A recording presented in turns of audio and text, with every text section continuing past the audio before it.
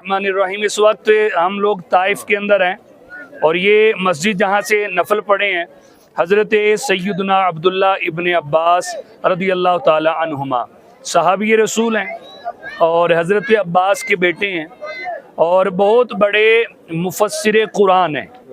इनका मज़ार जो है कब्र अनवर ये चार दीवारी जो है इसके अंदर है, तो यहाँ पे आप आराम फरमा हैं। और ये जो चार दीवारी है इसके अंदर भी बड़ी नेक हस्तियाँ हैं, उनमें जो ताइफ के शुहदा थे वो भी इसके अंदर आराम फरमा है।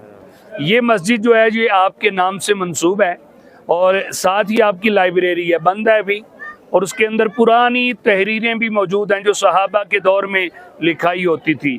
और इसके बैक साइड पे पुराने कदीम आसार भी हैं, यानी कब्रिस्तान और आपका घर वो पुराने कदीम वो चीज़ें भी पीछे मौजूद हैं।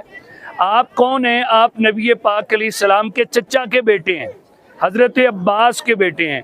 नबी पाक अलैहिस्सलाम ने इनको कुरान खुद सिखाया है, अपने सीने से लगाया और अल्लाह की बारगाह में दुआ की, या अल्लाह इब्न अब्बास को कुरान सिखा दे।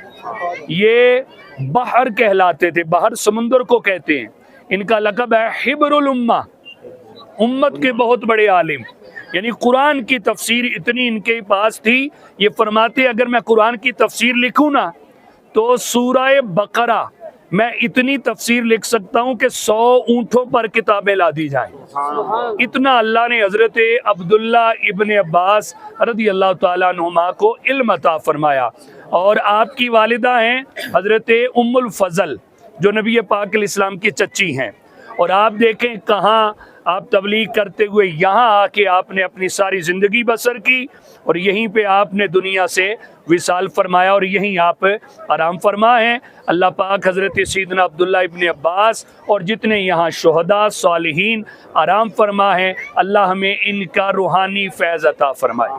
एक बार फातिहा पढ़ें ताकि हम अल्लाह की जनाब में इनके लिए दुआ करें। बिस्मिल्लाह।